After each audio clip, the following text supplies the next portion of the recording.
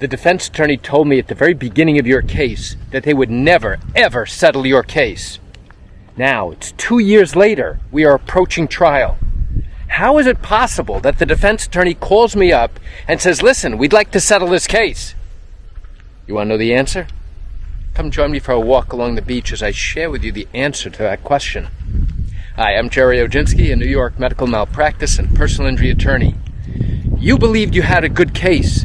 We had a medical expert review your case at the very beginning who determined that yes, the doctor who was treating you violated the basic standards of medical care, and yes, as a result of that carelessness, you suffered significant harm and injury. The defense denied all of your allegations. They denied they did anything wrong.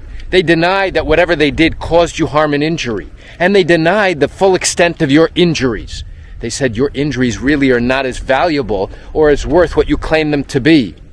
And now, that was the mindset you had throughout the entire 2 years of hard-fought litigation.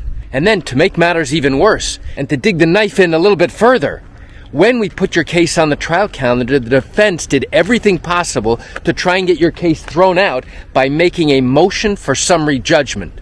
Thankfully, we were able to overcome that and oppose that successfully, which meant that your case was now going to trial. So now, after 2 years, we're now approaching a trial date. The defense calls me up and says, listen, we've reevaluated the case.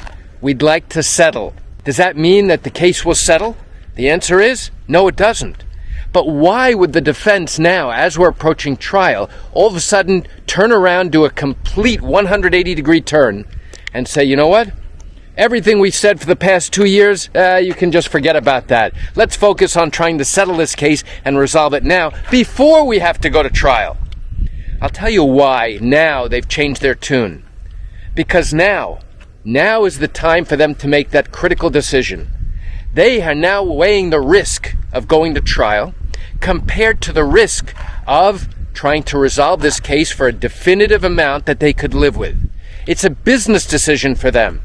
They've now come to the realization that there are significant risks with going forward with your case, and significant risks of letting 6 strangers in the community in New York try to make a decision about how much your injuries are worth.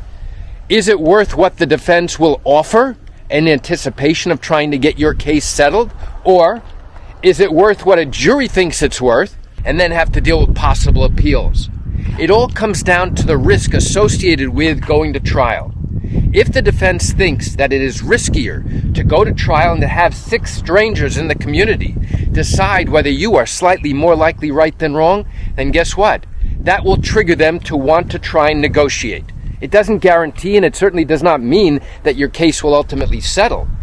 But go back to the question I raised at the beginning of this video, which is, why, after 2 years of the defense saying, I will not settle, we will not settle this case, we will not offer a single dime ever, now, as you are approaching trial, they totally change their tune and say, you know what, we have money, I'm authorized to offer you money, substantial money, we think this case should be settled. Why would they do that?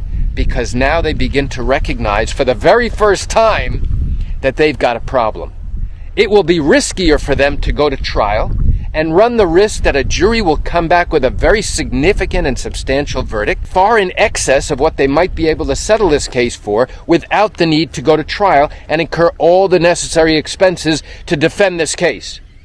That is why a substantial offer may be forthcoming. Now, just because the defense turns around and says, hey, we'd like to try and negotiate, that by no means indicates that your case will definitively be settled.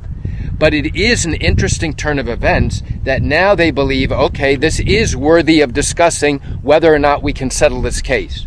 And now we enter into settlement discussions, and we see if there's a way to bridge the gap between what we believe the injuries are worth and what the defense believes the injuries are worth. And if we cannot bridge that gap, and oftentimes it's a very big gap, then we go to trial. And we let a jury make a decision about, number one, whether or not the doctor was careless, whether or not his carelessness was a cause of your injury, and whether or not your injuries truly are significant and substantial. If the answers to all of those questions are yes, yes, and yes, the jury will then have to determine how much you are entitled to receive as full and fair compensation for all the harms and losses and damages that you incurred because of this doctor's carelessness. So don't think for a second that just because the defense says, hey, we'd like to try and negotiate, it guarantees that your case will be settled prior to trial. Now, here's something else that you might not realize. Even if your case goes to trial, there is a possibility, if the defense is inclined, to try and settle your case during the middle of trial. It might come during the middle of jury selection. They might make an offer. Maybe during opening arguments or after opening arguments. It might come after a witness has testified favorably for you before they go ahead and start cross-examination. It might occur after our expert has just testified, and now it's clear-cut what occurred here, and it's clear why the defense is wrong. In that instance, there may be an offer at that point. On the other hand, the defense may turn around and say, you know what you're asking is far in excess of what we believe the case is worth. We'll let a jury decide. And now you have no choice but to go to trial and have a jury of 6 members of the community make a decision for you to determine accurately, in their opinion, what your injuries are worth. In that instance, now a jury will come back with their verdict, and if you are successful, hopefully based upon the evidence and the testimony, the jury will recognize that your injuries really are substantial. So why do I share this quick information with you? I share it with you just to open your eyes and to help you understand how medical malpractice cases work, how accident cases, even wrongful death cases work in the state of New York. You know, I realize you're likely watching this because you have questions or concerns about your own matter.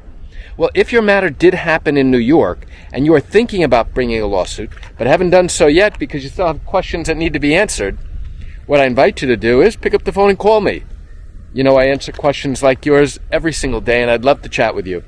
You can reach me at 516-487-8207 or by email at Gerry, Gerry, at Oginski-law.com. That's it for today's video. I'm Gerry Oginski. Have a wonderful day.